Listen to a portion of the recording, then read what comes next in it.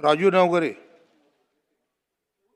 26-27च्या अर्थसंकल्पीय मागण्यावर चर्चा करण्यासाठी मी इथं उभा आहे।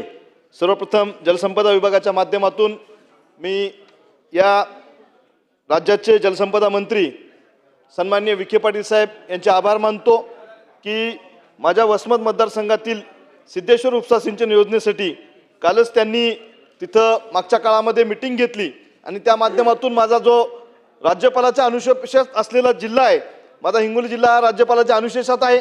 2014ला ज्यावेळेस मुख्यमंत्री फडणवीस साहेब होते त्यावेळेस हा सिंचनाचा अनुशेष त्या माध्यमातून निघालेला आहे। त्या बाबतीमध्ये विखे पाटील साहेबांनी बैठक घेऊन त्या विभागातील अनुशेष दूर करण्यासाठी प्रयत्न चालू आहेत। मी त्यांचे खऱ्या अर्थानं आभार मानतो की मागच्या काळामध्ये कैलासवासी शंकरराव चव्हाण साहेबांच्या माध्यमातून मराठवाड्यामध्ये जे काही प्रकल्प झाले त्यामुळे तिथल्या शेतकऱ्याच्या जीवनमान उंचावण्याचं काम झाले आणि आज एक खमक्या मंत्री आम्हाला भेटलेला आहे की त्यांच्या माध्यमातून कालच माझ्या विभागामध्ये असलेल्या सिद्धेश्वर उपसा सिंचन योजनेच्या कामाला त्यांनी तिथं फक्त सर्वेसाठी मंजुरी भेटलेली आहे। मी त्यांच्या माध्यमातून मी विनंती करतोय की पूर्ण प्रकल्पाचा पुनर्नियोजन प्रस्ताव आम्ही शासनाकडे सादर केलेला आहे। सिद्धेश्वर उपसा योजनेच्या कामास आवश्यक असलेले पाणी हे पूर्ण प्रकल्पावर अवलंबून असल्यामुळे नांदेड जिल्ह्यामध्ये जे सिंचन क्षेत्र कपात व शहरीकरणामुळे झालेल्या कपातीतून झालेल्या बचतीतून भागविणे शक्य आहे।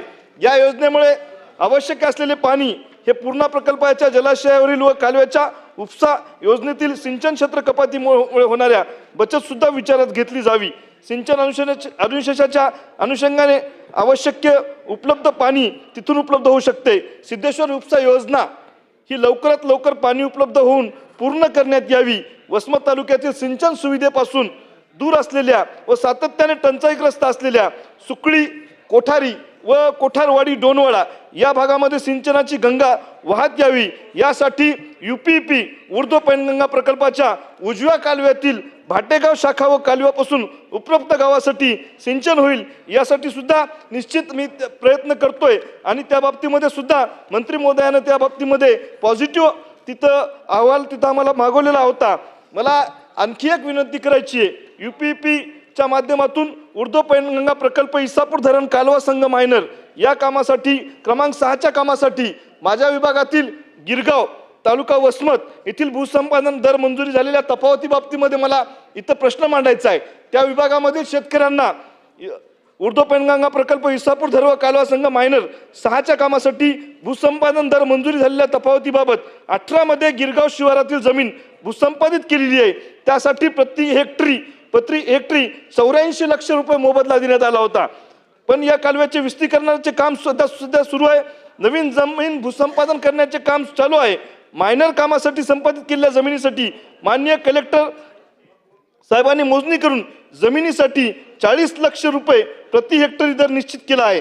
सदर जमिनीमध्ये 2018ला 84 लाख रुपये आणि 24-25 मध्ये 40 लाख रुपये ही एवढी अन्यायकारक बाब शेतकऱ्याच्या बाबतीमध्ये घडते। मागील दरापेक्षा 5 ते 7 वर्षांनी या जादा दर भेटायचा तर 50% करणे ही बाब अन्यायकारक आहे। निश्चित मंत्री महोदयाच्या माध्यमातून मी त्यांना विनंती करतोय की या विभागातील शेतकऱ्यांचा जो अन्याय होतोय त्या बाबतीमध्ये निश्चित आपण तिथं प्रयत्न करसान।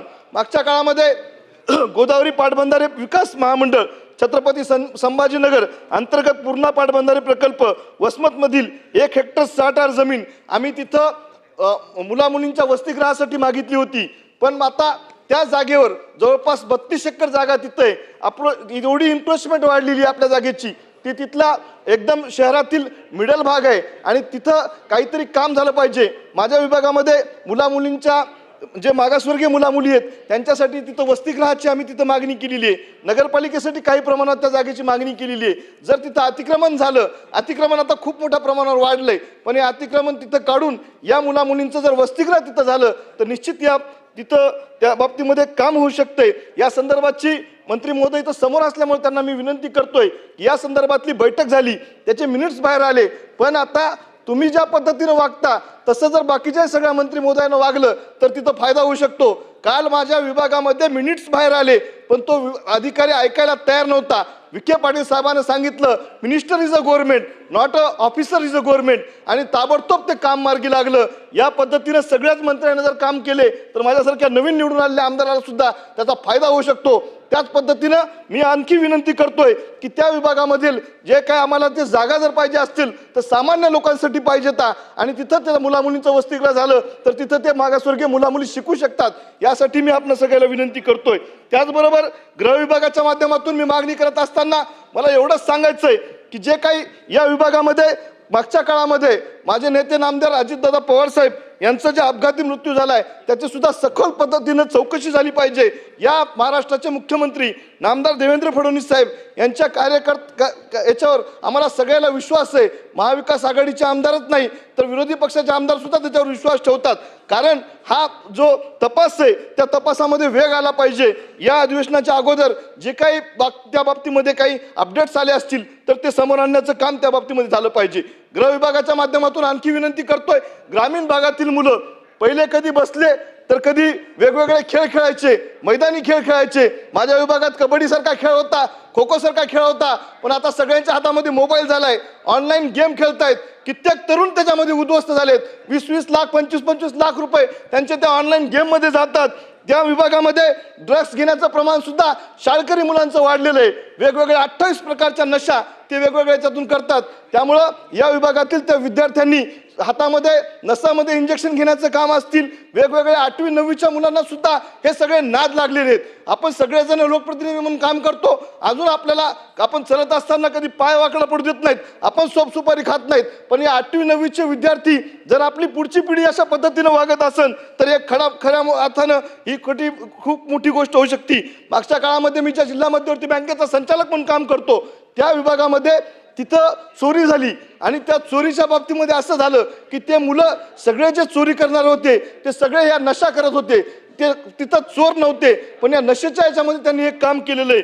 त्यामुळे मी गृह विभागाच्या माध्यमातून विनंती करतोय की अशी जी काही नशाबाजी आहे या नशाबाजीवर आळा घालण्यासाठी तिथं वेगवेगळे प्रबोधनाचे कार्यक्रम झाले पाहिजे. आज आपले कृषी मंत्री सुद्धा इथं आहेत. कृषी मंत्र्याचा एवढीच विनंती करतोय की काल जी शेतकऱ्यांची काल जी आपली कर्जमाफी झालेली आहे ती कर्जमाफी 2 लाखापर्यंत केलेली आहे. हे सरसकट कर्जमाफी जर झाली तर शेतकऱ्याला खऱ्या अर्थानं तिथं चांगले दिवस येऊ शकतात. शेतीला पाण्याच्या बाबतीमध्ये विखे पाटील साहेब मदत करतायत, लाईनच्या बाबतीमध्ये सरकार मदत करेल. पण जर कृषी मंत्र्यांनी जर तिथं आणखी आवाज उठवला आणि त्यांची ताकद दाखवण्याचं काम जर केलं तर खऱ्या अर्थानं कर्जमाफी ही सरसकट झाली तर तिथं त्या बाबतीमध्ये फायदा होऊ शकतो. मला इथं बोलत असताना मृदू व जलसंधारण विभागाच्या बाबतीमध्ये बोलायचंय की मागच्या काळामध्ये आपल्याला वेगवेगळे छोटे छोटे बंधारे दिले, त्यामुळं त्या विभागातील जी पाण्याचे प्रश्न मिटण्याचं काम झालेलं आहे. पुढच्या काळामध्ये माझ्या विभागामध्ये औंढा तालुक्यामध्ये खूप मोठ्या प्रमाणावर ड्राय एरिया आहे. त्या विभागामध्ये शिरड शहापूर येथे एक जर आमचा पाझर तलाव झाला, त्या विभागामध्ये डोनवाडा आहे, त्या विभागामध्ये सुकडी आहे, त्या विभागामध्ये आमचा केळी पाझर तलाव आहे. मी विखे पाटील साहेबांना विनंती करतोय की माझ्या विभागामध्ये केळी पाझर तलावाची आपण बैठक घेतली, त्या बैठकीमध्ये सगळं पॉझिटिव्ह झालं, पण मिनिट्स ज्यावेळेस बाहेर आले त्यावेळेस या अधिकाऱ्यांना असं सांगितलं की आपलं जे आहे तुमचं जे केळी पाझर तलाव आहे सिद्धेश्वरचा तर त्या बाबतीमध्ये ते आहे गोदावरीच्या खोऱ्यामध्ये आणि 1.5 किलोमीटरवर तिथं दुधना सुरू होतंय. पण तुम्ही सांगितलं त्यांना, दीपक कपूर साहेबांनी सांगितलं की हिंगोली जिल्ह्याच्या बाबतीमध्ये वेगळा निर्णय आपण केला पाहिजे. हिंगोली जिल्हा हा सिंचनाच्या अनुशेषात आहे आणि राज्यपालाच्या सिंचनाच्या अनुशेषात असल्यामुळं ह्या छोट्या मोठ्या गोष्टीकडे आपण दुर्लक्ष केलं पाहिजे. निश्चित यावेळेस मंत्री महोदय या सगळ्या गोष्टीच्या बाबतीमध्ये